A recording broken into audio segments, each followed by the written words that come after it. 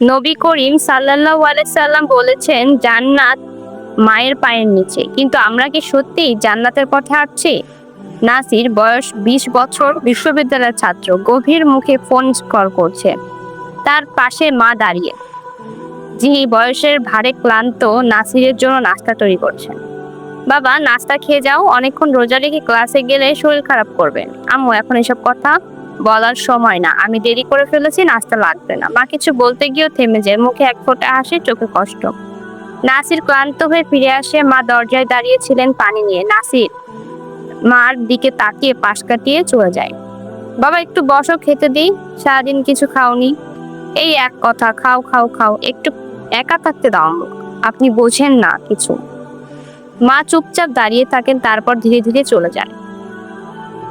মা সিজদায় পড়ে, হে আল্লাহ, আমার ছেলে যদি রাগ করে, আমি কিছু বলি না, তুমি ওকে হেদায়েত দাও। ও যেন তোমার ভয় পায়, আমাকে বোঝে। আমার মৃত্যু হলেও ও যেন আফসোস না করে, বরং দোয়া করে। নাসির ফোনে কথা বলতে বলতে বাসায় ঢুকে দেখে মা অজ্ঞান হয়ে পড়ে আছে মাটিতে। দ্রুত হাসপাতালে নিয়ে যায়। ডাক্তার বলে ওনার হার্ট অ্যাটাক হয়েছে, অনেকদিন ধরে প্রেশার নিয়ন্ত্রণে ছিল না। আপনি কি জানতেন না? নাসির চুপ হয়ে চোখে পানি। হে আল্লাহ, আমি আমার মাকে কষ্ট দিয়েছি, আমার অহংকারের চোখের পর্দা পড়ে গিয়েছিল। এখন বুঝি জান্নাত তো আমার সামনে ছিল, অথচ আমি মুখ ফিরিয়ে নিয়েছিলাম।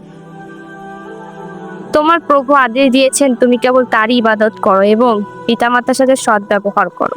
যদি তারা তোমার কাছে বাধ্যে উপনীত হয়, তাহলে তাদের প্রতি উফ শব্দটি উচ্চারণ করো না। সূরা বনী ইসরাইল আয়াত ২৩। যদি মাকে সম্মান না করি, জান্নাতের পথে হাঁটা হবে কিভাবে?